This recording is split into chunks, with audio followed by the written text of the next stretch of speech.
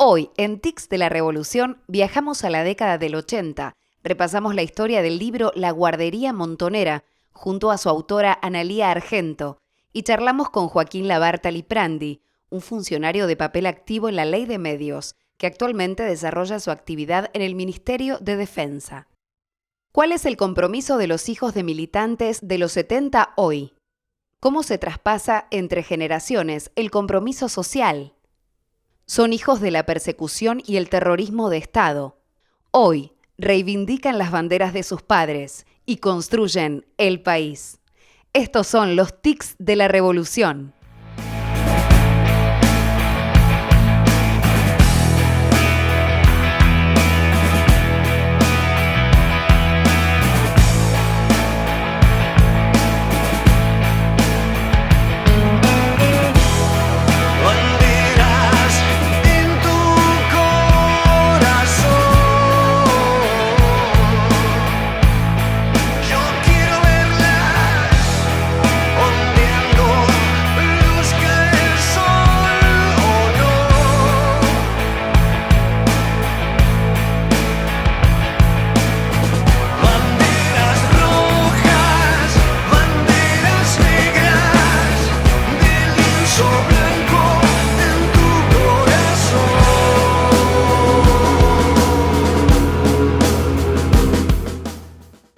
Los militantes de los 70 tuvieron participación activa en el intento por construir un país diferente.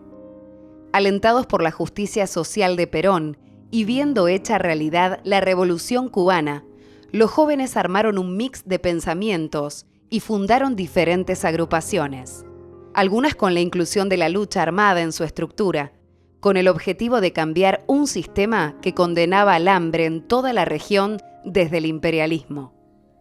La lucha armada de los 70 fue tema tabú a través de los años, así como las personas civiles asesinadas en la mal llamada Revolución Libertadora del 55 fueron escondidas y menospreciadas, como si hubiera sido un mero costo político de derrocar a Perón. A lo largo y a lo ancho de nuestro país, la militancia activa fue creciendo. Córdoba, desde las universidades y la clase obrera, encendió una llama en el cordobazo.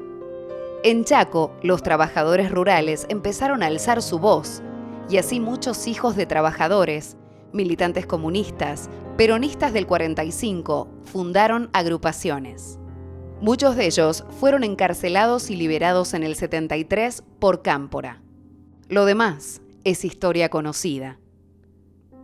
En plena dictadura, los que, en el mejor de los casos, fueron presos otra vez o pudieron exiliarse, empiezan a reorganizarse. Pero pocas veces se habla de los hijos. Estamos con una gran periodista, Analía Argento, de gran trayectoria.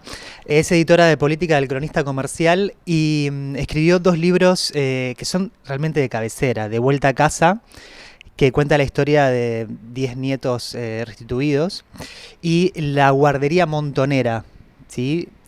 Ellos militantes montoneros que volvieron al país y dejaron sus hijos en una guardería en Cuba. Sí, en realidad son como hermanitos los 2 libros. En De Vuelta a Casa cuento la historia de cada uno de aquellos que recuperaron la identidad. Yo pensaba, ¿qué le pasa a una persona desde el momento que se entera que es otra persona?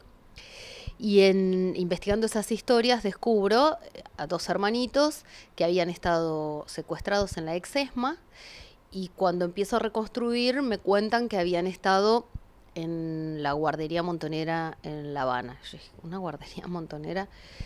Y me empiezan a contar y vi que eso era otro libro. Y entonces, a partir de que termino De Vuelta a Casa, empiezo a reconstruir esta otra historia. Me generaba como mucha inquietud, curiosidad, saber por qué una mamá que está embarazada o que tiene hijos pequeños, por qué un papá arriesgan su vida, la de su familia, detrás de un proyecto político o incluso de algo que todavía está cuestionado en Montoneros y en la sociedad, como fue la contraofensiva. El por qué y después qué sienten esos hijos con eso. ¿Y qué te encontraste cuando conociste a ellos? ¿Qué te contaron ellos? Lo que está en los libros y más. y me siguen contando, porque son libros con historias vivas y a todos ellos les siguen pasando cosas.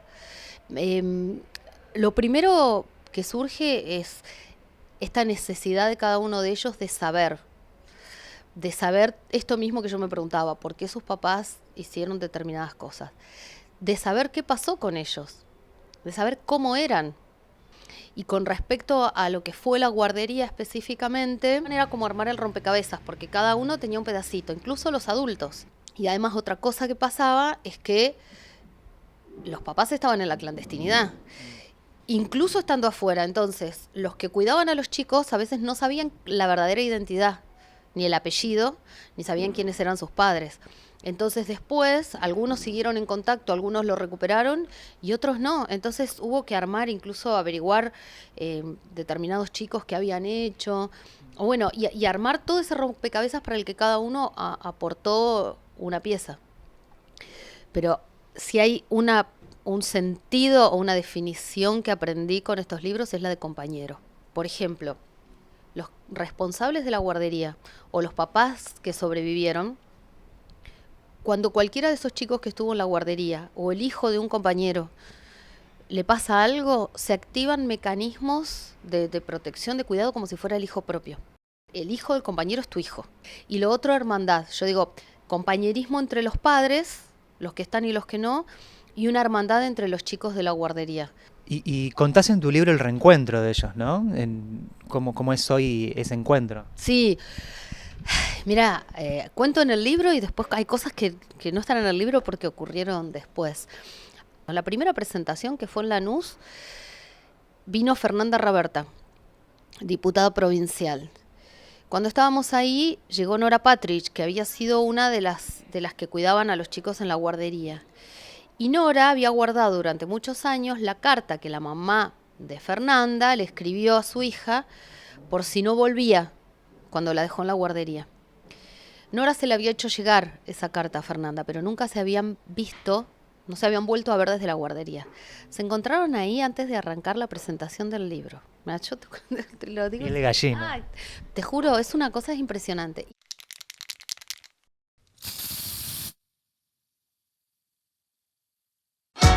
Remodelación y recuperación. Estructuras históricas. Inversión propia. Lanús, una historia de vida. Municipio de Lanús, Intendente Darío Díaz Pérez.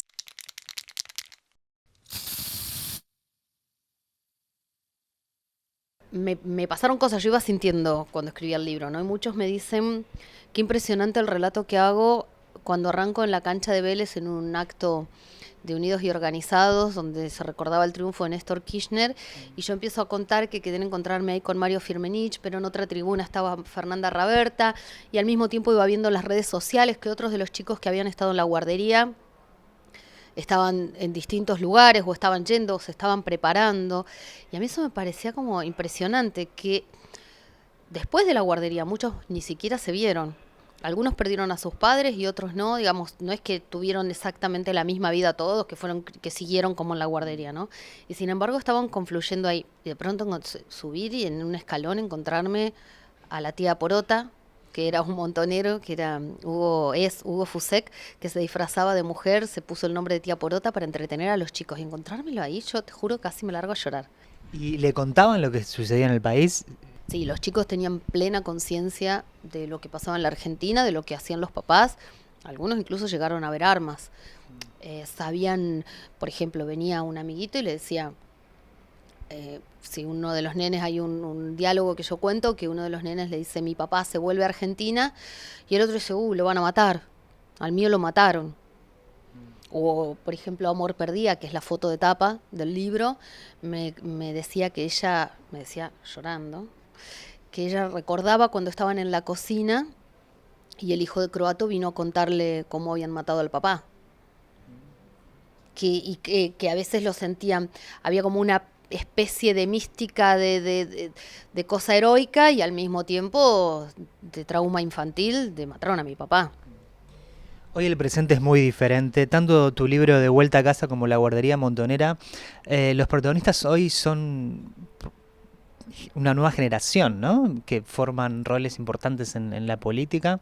¿Cómo ves a ellos hoy en este ámbito?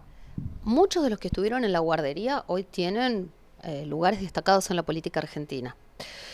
Muchos no tienen una actividad política en el sentido de un cargo, pero sí tienen discurso político y militancia política o una actividad vinculada a lo social.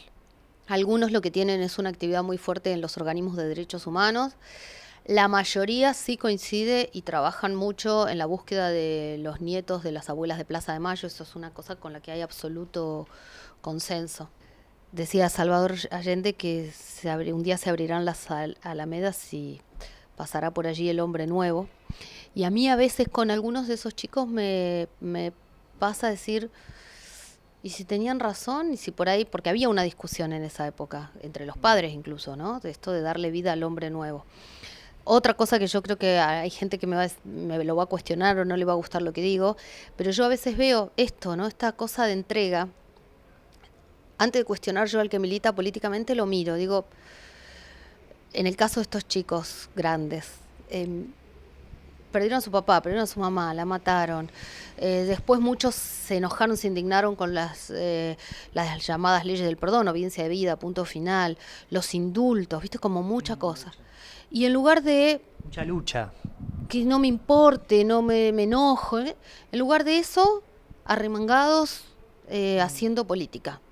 Y yo creo que muchos de los que fueron las víctimas más pequeñas en la dictadura, sea porque fueron robados, sea porque sus papás son desaparecidos, sea porque estuvieron en la guardería, muchos de ellos tienen un compromiso y un trabajo que a mí me da como, lo primero que me da es como respeto, porque digo, creo que hay como un esfuerzo de transformar el dolor o esa tragedia en algo que valga la pena.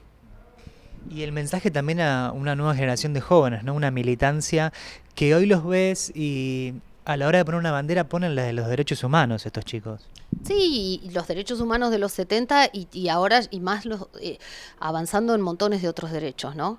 De hecho, muchos de los que estuvieron en la guardería trabajan por temas vinculados con la maternidad, la niñez y demás, porque también hay que ir como avanzando.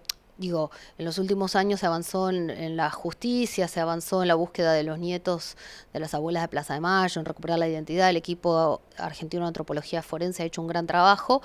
Entonces digo, sobre esa base se pueden construir otras cosas, pero sobre la base de si vos tapás las heridas, yo es lo que creo, ¿no? En una sociedad tapás las heridas, en algún momento te vuelven a doler. Entonces me parece que sobre eso se está avanzando en reconocimientos de montones de otros derechos. Y además, como hay gente más joven, con menos prejuicios por ahí, se puede avanzar mucho más en ese sentido. Analía, muchísimas gracias por esta entrevista.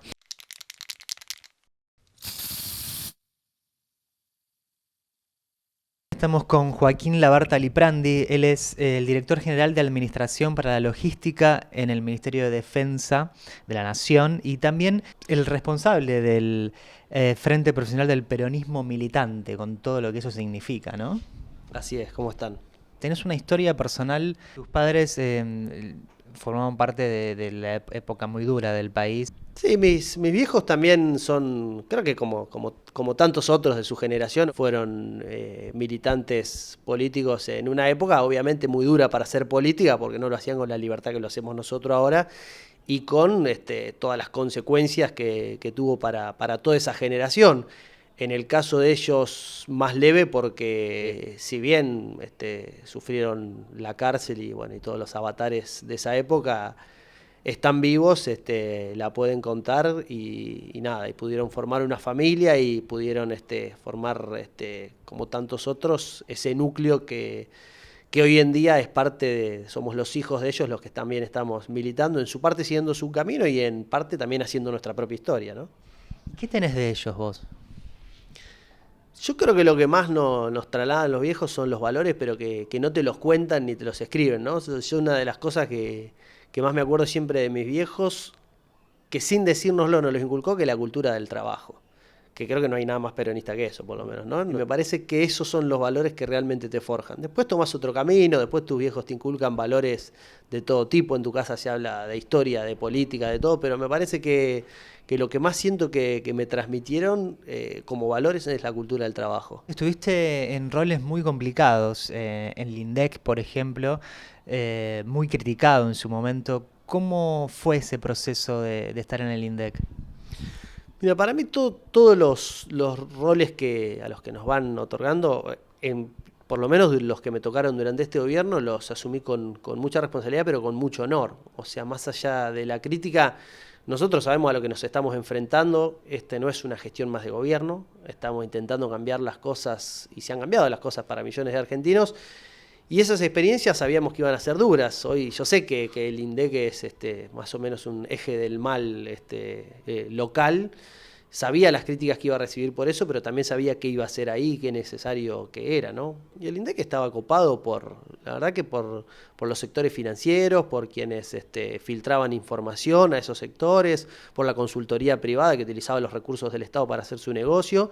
Y eso lo que terminó generando es que cuando uno termina con todos esos negocios y vuelve a poner las cosas en su lugar, hay muchos intereses que se ponen muy mal, que se enojan mucho y que van a intentar luchar por ese recurso y por recuperarlo, porque es información privilegiada en un tiempo privilegiado también. Entonces yo entiendo también el encono que hay. Por supuesto le hicieron creer a la población que el único problema en este país era el índice de precios o de inflación, como le llaman popularmente el INDEC, como si la gente antes de ir al supermercado se fijara en la canasta del IPC de todos los meses, ¿no? Uno se da cuenta cuando va al supermercado si las cosas le suben o no. Luego estuviste en la ley de medios, formaste parte de la creación de esa ley. Y en realidad, antes de estar en el INDEC, entre el año 2008 y 2010, me citaron para este proyecto, que también pareció una locura, cambiar la vieja ley de radiodifusión por una nueva ley de servicios de comunicación audiovisual. Y yo me acuerdo que cuando llegamos al viejo Confer se nos reían bastante. Primero dijimos que íbamos a vender pliegos para cable que no se vendían desde el año 99. Y los mismos empleados se te reían porque mucha gente había querido hacerlo, inclusive desde el gobierno de Alfonsín, y nadie había podido. Y bueno, y de a poquito esa incredulidad fue mermando, empezamos a hacer cosas y empezamos a avanzar y se empezó a trabajar en el proyecto de ley y se presentó. Todo fue avanzando y bueno, hasta que llegó el gran día en el Congreso, yo creo que el discurso del Chivo Rossi de ese día, cuando cerró, me lo acuerdo todas las noches de memoria, porque fue uno de los momentos más emotivos que tuve en todos estos años. ¿Qué significó para vos hoy? ¿Qué significa para vos hoy la ley de medios?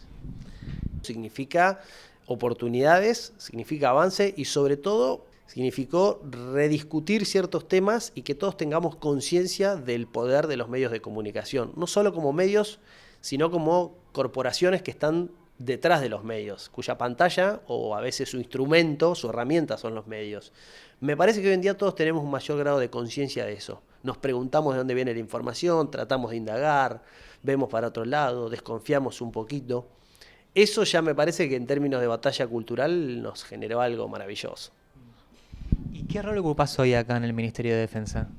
Hoy estoy a cargo de la Dirección General de Administración dentro de la Subsecretaría del Servicio Logístico de la Defensa, que básicamente es lo que en la jerga le llamamos la agencia, que es quien se encarga de comprar los insumos de la defensa para las 3 Fuerzas Armadas, y organizar la logística de algunas cuestiones muy sensibles, como son mantener nuestras bases antárticas con todo lo que necesitan, hacer la campaña antártica de verano todos los años. Son cuestiones que requieren, la verdad, de mucho trabajo de todo el año para concluir el día que se va el buque para la Antártida y que lleva todo lo que necesitan allá nuestros hombres para sostener toda la hibernada, ¿no? Joaquín, vos formas parte de una generación de hijos de militantes de nuestro país vos y muchos hoy que ocupan roles en este gobierno, ¿por qué crees que esto sucede y cuál es la bandera que ellos tienen? Me parece que hay algunos elementos de conexión y hay algunos elementos fortuitos también. Digo fortuito porque, por ejemplo, yo me crié en la misma casa que mi hermano, tenemos los mismos valores y sin embargo mi hermano nunca militó y no le interesó la política. Me parece que el militante político trae algún bicho adentro que no puede dejar de hacer lo que hace, nunca. Yo recuerdo cuando dejé de militar unos meses para poder recibirme, estaba desesperado, estaba completamente desesperado. Creo que hay algo que uno trae adentro. Después, por supuesto, que la familia influye así no quiera, solo uno con escuchar las conversaciones y las luchas. Mis viejos demasiado no me habían contado de su historia de militancia, pero sí se hablaba de política en mi casa. Y me parece que ahí hay una conexión entre esa generación que por ahí no nos contó mucho, calculo que por miedo, pero que aunque no lo quisieran nos transmitieron muchas cosas, que son las que hoy, en otro tiempo, de otra manera, con otras formas, intentamos llevar adelante. ¿Cuál crees que es el eje que atraviesa este gobierno, Joaquín?